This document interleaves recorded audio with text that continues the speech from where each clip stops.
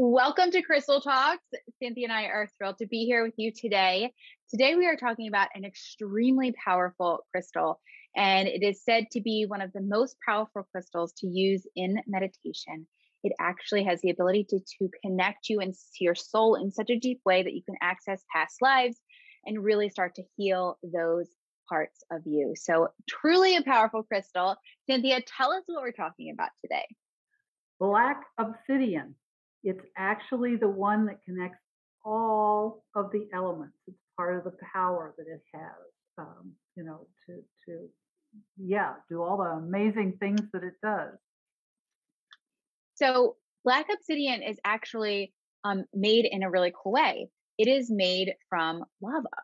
It is made from volcano, and what happens is it comes in molten lava in the last stages of the volcanic eruption. So it's the remaining minerals that flow into the surface and are super cooled into a glass form before crystallization occurs. So I never knew that before. I think that's really cool, right?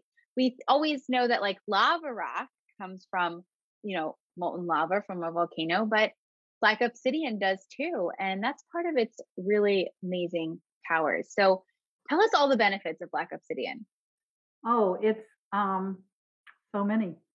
It's protective. I mean, that's the stones that we're talking about right now are protective stones and growth stones. But it's truth enhancing. It helps you know and get in touch with who you truly are. It forms, as I said, a very, very good shield against negativity.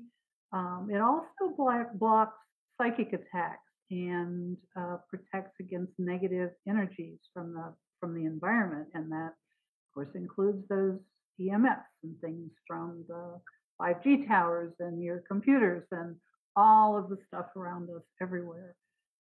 It also is great for growth. It encourages us to grow at all levels, to encourage, to explore and open new horizons. And I think that's truly part of what keeps us alive and going is if we continue to have that curiosity to learn about new things, no matter what stage of life we're at.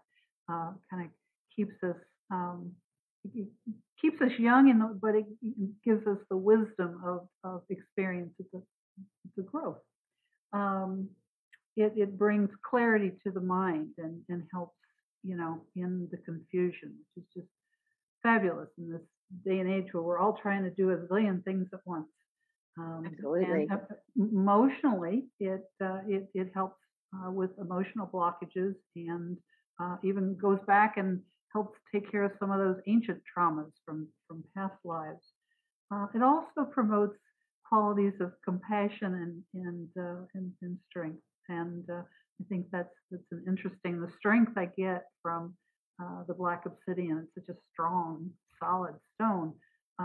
Compassion, I find that interesting. But when you I think you're more able to give compassion when you come from a point of personal strength. You can give compassion. And then physically, it helps with digestion. It detoxifies. It reduces arthritic pain, joint problems, and helps with cramps. And it also helps warm the extremities. So if you have a circulation problem, it's a good one to reach for and keep around. Yeah. It just sounds like a great one all around. I know So it many looks things. like such a plain stone, but it's so amazing. It's true. It's true. It has power behind that plainness, right? That Mhm. you say. Um, I mean, this stone has been used since the Stone Age, and many cultures throughout history have used it in their daily rituals, in their spiritual rituals, throughout their spiritual lives and healing and transformation. In Mesoamerica, obsidian was used as its reflective quality and turned into mirrors. And they often use this in a spiritual way to reflect shadow images, to reflect the shadow self, to reflect otherworldly beings. The Mayans used obsidian to communicate with otherworld entities and portals to other realms.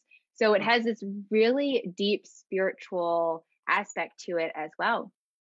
is also fashioned into arrowheads, spears, and knives in many cultures because it has the ability, just like glass, to be sharpened and to be pointed and be very sharp. Um, the ancient Malaysians used pieces of it for tattooing, and in ancient Mexico, obsidian was known as a divine stone. It was used to carve amulets, jewelry, and grave ornaments. So it is like such an all around, like really powerful, cool stone, a lot of history behind it, used for so long.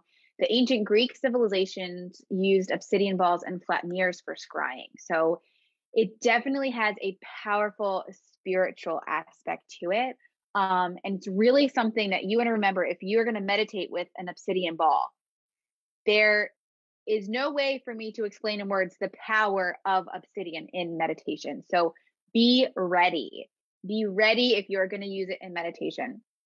Some great ways to use it is to hold it in your hands, at your feet, or the top of your head as you connect back to past lives, the Akashic records, and or into those soul shadows, because obsidian has that ability to reflect back the soul shadows, which really can be powerful and healing. Really, really powerful. It not only has that ability, but it has that energy that protects you. So it's not just giving you this access to heal these parts of yourself, it's also providing this protective shield so you are safe as you do these things, which is really, really cool. Yoga poses, I like to use it with mountain pose, deep squat, because they're very grounding, a tree pose because it brings in balance, and sun salutation for vitality and balance, using that with obsidian. So tell us how else we can use it, Cynthia. Well, it's a great one to put at your front door to encourage those who enter to leave their half truths and deceit behind them. Place it in your office, your workplace, to stay strong and committed to yourself. For example, to help you keep from signing up for things that you really don't want to do or just don't have the capacity to do. Wearing it as jewelry. Obsidian makes a beautiful, beautiful jewelry. And if you wear it, then it's going to constantly be helping you clear those blockages. And of course, you can use it in your roller bottles. So tell us, what oils would go good with black obsidian in our roller bottles? Again, I'll go over the fact that if you're going to do that, you need to set your intention and decide which aspect of black obsidian you are wanting to work with. For example, if it's protection that you're wanting to get from the black obsidian, then the oils that you would use with it would be clove, the protective blend, frankincense, juniper berry, something along that line. If you're looking to gain strength from the obsidian, then pair it with basil. Protective blend again is good for that. Wintergreen. If you're looking to try to discover truth and help with that aspect, black pepper. Black pepper is a very, very strong essential oil for that kind of work.